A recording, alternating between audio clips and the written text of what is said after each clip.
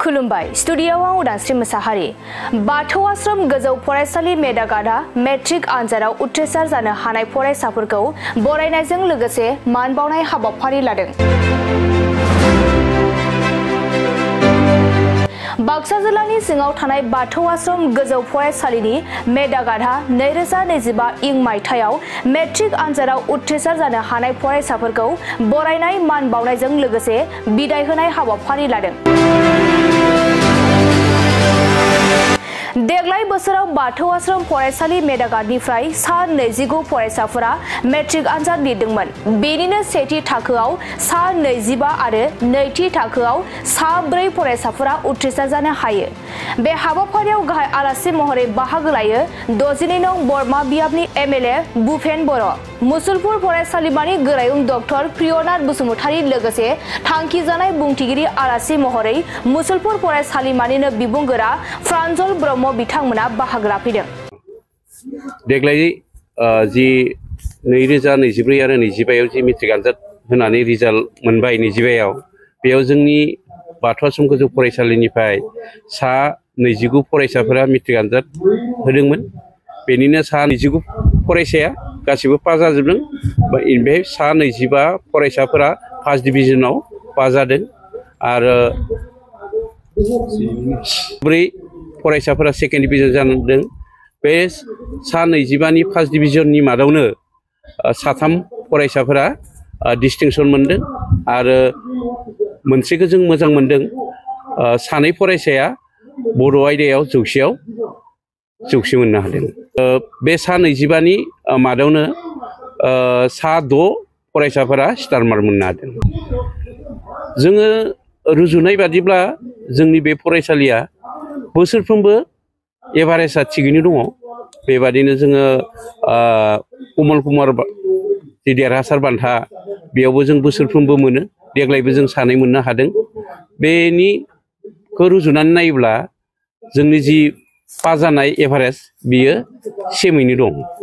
सार मोनसे सोंथि जे जोंनि बर'फ्रा गोबाङानो इंराजि बिजों बा जि सोलोंथाइखौ गथ'फोरखौ गावनि जि गथ' गथाय इंराजि बिजोङाव होनायखौ नुनो मोनो। नोंथांमोननि जि फरायसालि देग्लाय बोसोराव जोबोर मोजां रिजाल्ट होदों। दा बेनिफ्राय इंराजि बिजोङाव होनाय आरो बर' बिजोङाव होनाय सोलोंथाइखौ लानानै नोंथाङा मा डिफारेन्स बा बेनि सायाव मा बिबुंथि नाय इंलिशआ मोनसे माने लेंगुवेज। बे लेंगुवेज हिसाबै माने गासै बड' मिडियामाबो माने बर'आ जोंनि मादार टां हिसाबै जोङो जुदि मादार टां हिसाबखौ जों जुदि मोजाङै बुजि मोननानै जुदि जों फरायब्ला जों इंलिश मिडियामनिख्रुइ बांसिन देरहासारनायखौ नुहरो आरो। दा बेनिखायनो जोंनि जि फरायसाफोरा बर' मिडियामजों फरायनानै दङ बे फरायनानै बिथांमोना गावनि थांखि बादियै होसोनो हादों। नाथाय जोङो जोंनि खाथि खाला थानाय इंलिश मिडियामफोरखौ जों नायोब्ला बिथांमोना इसेबां दावगानायखौ जों नुनो मोनाखै। दा बेनिखायनो जों गासै बर' फरायसाफोरखौ जोङो बर' मिडियाम फरायनायखौ जों लुबैयो। आंनि मुङा मिथिसार सरगियारि। आं बाथौ आश्रम गोजौ फरायसालि मेदागादाव फरायो।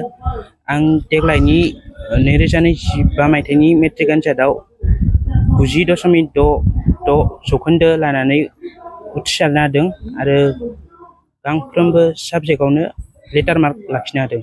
मिथिनो मोन्दों नोङो बड' एमआइएलआव 100 मार्क लानो हादों। मा बुंनाय? आं बड' एमआइएलआव 100 मार्क लानो हादों। बेनिखायनो आं बाथौ आश्रम गोजौ फरायसालिखौ आरो बेनि फोरोंगुरुफोरखौ साबायखर होयो। मा आयदाखौ लानानै फरायगोन? आं साइन्स आयदा लागोन। जिउआव मा जानायनि थांखि दं? जिउआव आं सासे इन्जिनियार जानायनि थांखि दं। खुलुमबाय बयनिसिमबो। गिबियावनो आंनि मुङा मुस्रि ब्रजेन बर'। आं बाथौ आश्रम गोजौ फरायसालि मेदागादाव फरायो। देग्लायनि 2025 मायथाइनि मेट्रिक आनजादाव आं गासैबो आयदायावनो लेटार मार्क लानानै उथ्रिसार जानो हादों आरो आं 88.67 जौखोन्दो लानानै उथ्रिसार जानो हादों। मिथिनो मोन्दों जे बड' आयदायाव फंबाया 100 मार्क लानो हादों। नंगौ, आं बड' आयदायाव 100 नाम्बार लाखिनो हादों। बेनि थाखायनो आं बाथौ आश्रम गोजौ फरायसालि मेदाकादनि गासै फोरोंगुरुफोरखौ साबायखर बावो आरो बड' आयदानि फोरोंगिरिखौ आंनि गोसो गोरबोनिफ्राय साबायखर बावो। फैबाय थानाय समाव बबे आयदायाव फरायनायनि थांखि लादों? आं साइन्स आयदाखौ लानानै फरायनो थांखि लादों। जिउआव मा जानायनि सिमां दं? जिउआव आं डक्टर जानायजों लोगोसे बर' हारिखौ जौगाहोनायाव बाहागो लानायनि थांखि दं।